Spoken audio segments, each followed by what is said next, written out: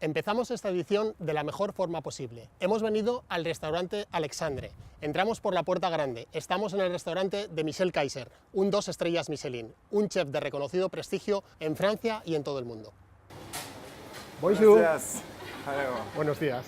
Bueno, antes de arrancar me gustaría hacerle entrega a Michel del delantal de Burgos Alimenta. Vamos a empezar con la receta y él nos va a presentar todos los ingredientes.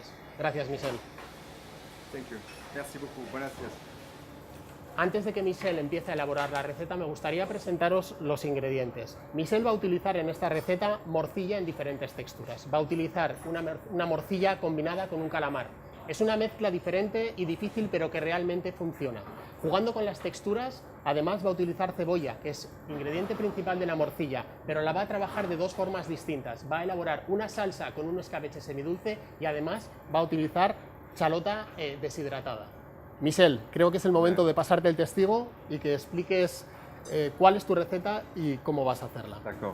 Alors le produit principal, c'est le boudin au riz avec l'encornet. Donc ça nous a intéressé, interpellé parce que c'est goûteux. Moi j'aime bien tout ce qui est goûteux en fait. Et ensuite on a fait un peu le côté terre-mer.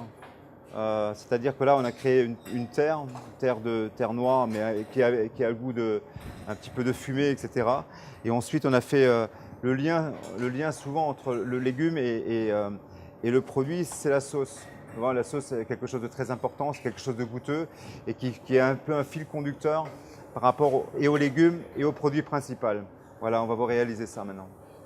100 g de farine, 50 g de poudre d'amande. Après on a du sucre, environ 10 g, non? 10 g de sucre. On a une cuillère à café de sel. Ensuite là on a une poudre de charbon qui donne ce côté très terreux, quoi, très noir. Il faudra le couper, le refaire. Donc on aura mis de la terre de boudin dedans, de Burgos.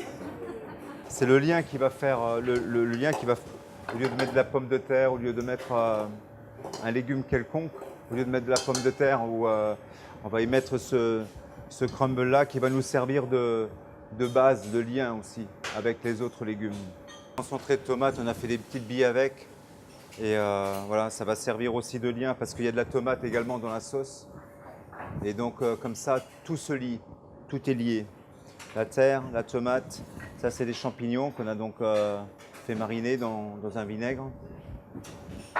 Il faut bien presser pour sortir toutes les saveurs de l'échalote, de l'ail, des condiments également, des aromates.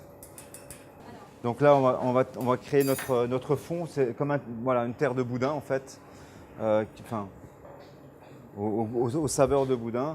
Là, on va prendre juste une tombée d'échalote qui est juste, je veux dire, à peine tombée. C'est-à-dire, on met l'échalote dans la poêle, on met un tout petit peu d'ail, mais très peu d'ail au fond. On fait tomber, on retire, et donc ça vous laisse un peu d'échalote. Après, un peu d'épinards. Là, c'est des tomates confites, très réduites, qui sont concentrées presque en goût et en aromates. Donc là, c'est des champignons qui sont légèrement acides, parce que dans une recette, j'aime bien quand il y a dans une recette, j'aime bien quand il y a toutes les parties, c'est-à-dire la concentration là, il y a beaucoup d'aromates, l'oignon est un peu doux, les champignons sont légèrement acides, avec bien sûr toujours des aromates. Là, c'est ce côté végétal qui est aussi terreux au niveau des herbes. Et là, on a un petit peu de cresson sur lequel on va décorer notre tomate. Voilà. C'est le côté, on retrace un petit peu le côté, comment dire, prairie, avec l'herbe, tout ce qu'il peut y avoir autour. Voilà. Et là, donc, étant donné que dans les plats, je vous parlais de la sauce tout à l'heure, qui devait faire le lien entre le produit principal et l'accompagnement qu'on y met. On ne peut pas mettre beaucoup de sauce dans les assiettes. Et donc, on a créé des petites saucières à côté. Et en fait, c'est la personne elle-même qui va se faire Un cuisinier, ça doit être gourmand. Et donc, voilà. Donc, on a créé des petites saucières de façon à pouvoir, avec la gourmandise, le niveau de gourmandise qu'on peut avoir, on se rajoute de la sauce ou pas. Voilà. Mais je veux dire, c'est tous des ingrédients qui fonctionnent très bien avec le boudin au riz et au calamar. Là. Bueno, qué mejor forma de despedirnos en este primer programa de esta edición que con este plato que Michel nos ha preparado.